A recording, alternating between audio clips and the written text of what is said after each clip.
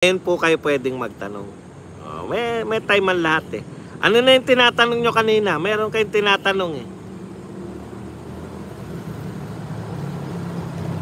Kawawa si Pitbull dyan. Sobrang liit ni Pitbull. Tapos syempre magdidikta pa. Hindi na po magpapalugi si Ryan Garcia eh. Kasi siya yung, alam nyo na, magdidikta syempre ng weight si Ryan Garcia. Maliit na nga sa 140 si Pitbull eh. Sasabihin pa ni Ryan Garcia, 143 tayo kasi hindi ko na kaya eh. Ngayon pa lang sinasabi na ni Ryan Garcia hindi niya na kayang bumaba ng 140. So pwede sila mag-catch weight, di ba? 140 champion si si Pitbull eh. Pwede sila mag-catch weight na 143, 144 yan. Kasi hindi na papayag si Ryan Garcia eh. Eh syempre si Pitbull, puta chance niya yan eh. Hindi aayaw yan. Yun ang gusto ng tatay. Yun yung gusto ng tatay ni Ryan Garcia. Pitbull versus Ryan, kay Ryan pa rin ako may tulog yan. Tsaka hindi po bababa si Ryan sa 140. Paakyat niya sa Pitbull. Kasi 140 champion si Pitbull, di ba? O sabihin ni Ryan, sige, meet me halfway, 143 tayo. Yung weight niya ngayon.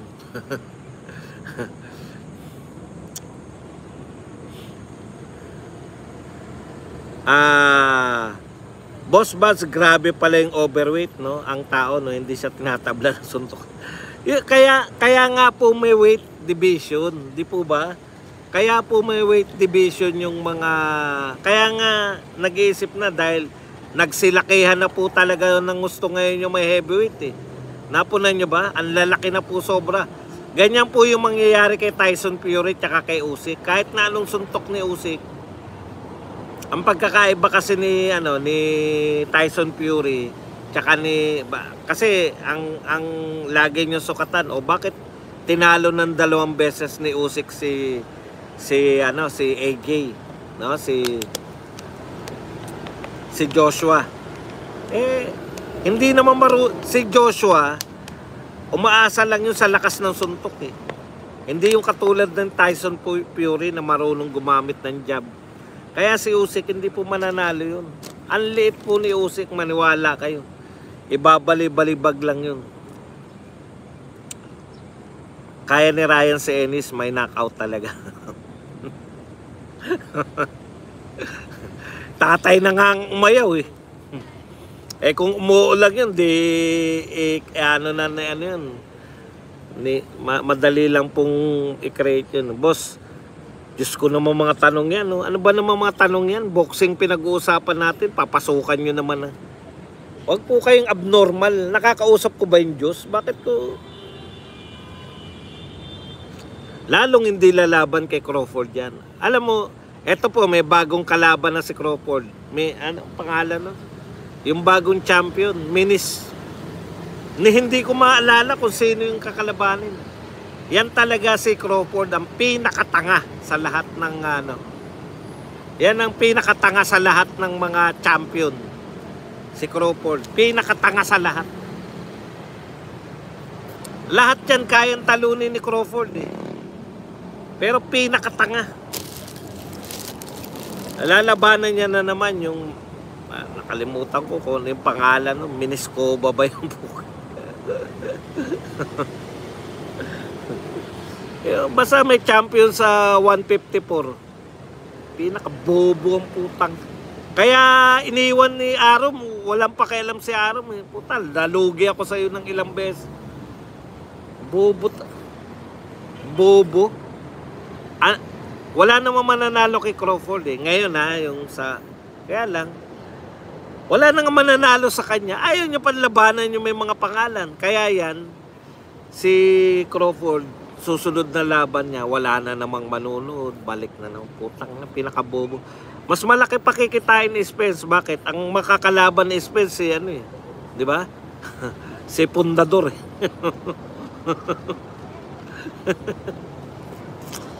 Literal na tatakbo.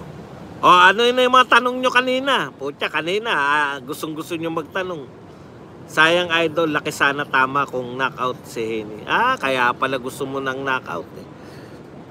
Pag mga ganyan po, mahirapan po kayo. Boss, tanong ko lang kung totoo bang meron ng laban si idol. Meron na po laban. Kahit sa UFC, boss, anomalya talaga ang sobrang rehydration ng mga fighters nila.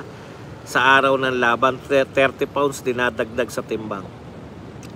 Teo versus Ryan, yan talaga mga magagandang laban, no? Parehong malaki yun. Kaya lang sasabihin ni Ryan nga, ayokong bumaba sa 140. Pwede sila magkalaban-laban yan sa mas mataas na weight.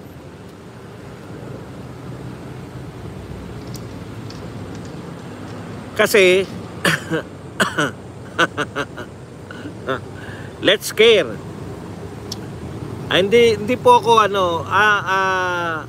hindi ko maintindihan kung ano ibig sabihin mo na wala akong kadala-dala.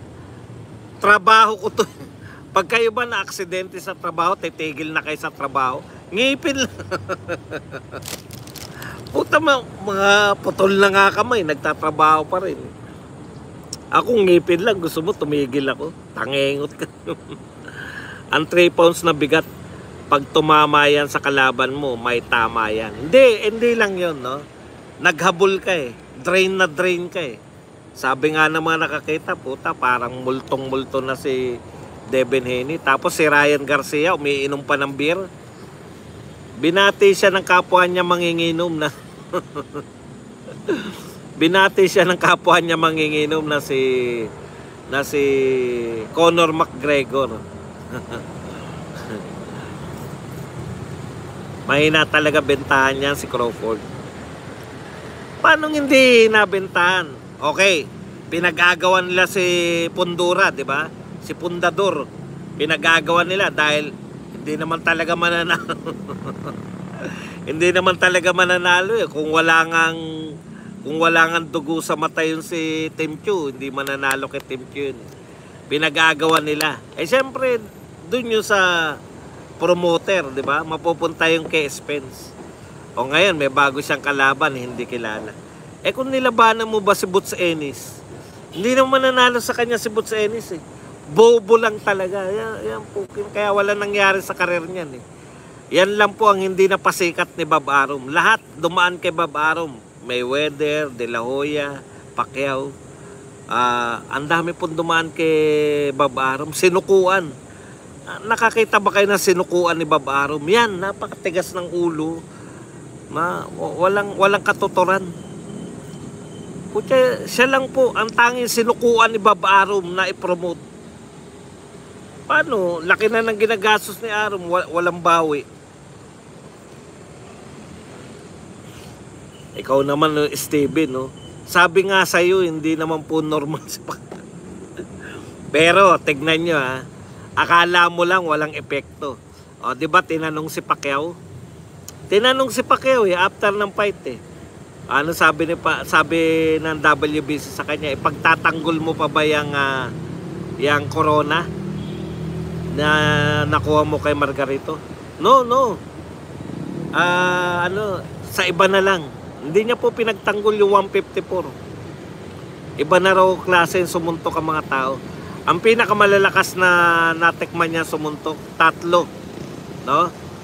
Si Margarito, si Cotto, tsaka si Clottey. Si Cotto tsaka si Margarito, utat, ko no? Pero si Clottey, ano ko kaya, parang hindi naman nakatama kay Pacquiao. Ganun po talaga. Yun yung weight difference. Mautak lang si Pacquiao. Hindi lang niya pinapahalata. Kunwari, ininda niya yun, yung nag-inarte siya, ganun. Alam mo naman si Pacquiao, pag tinatamaan mo, gumaganon pa. Kala mo, wala lang. Napakasakit daw talaga magpatama. Di ba sabi niya, naihi siya ng dugo. Grabe yun si Margarito. O kaya meron pong Kasi kung wala pong silbi yung 17 pounds na yan, di dapat pinagtanggol pa ni Pacquiao. Hindi niya na pinagtanggol. Boss, naniniwala ka ba na realize ni Ryan yung pagbabawas niya ng timbang labang kay Davis? Opo, Kasi nung una sinasabi, palusot mo lang. Talo ka.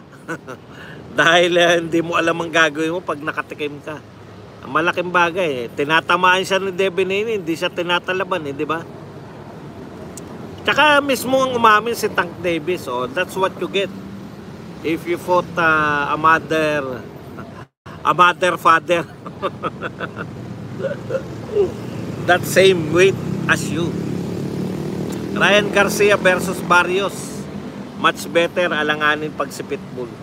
Bakit naman po, sino po ba si Barrios? Kayo naman, no? Siyempre si Ryan Garcia, marunong po siyang kumita ng pera. Bakit ka naman lalaban?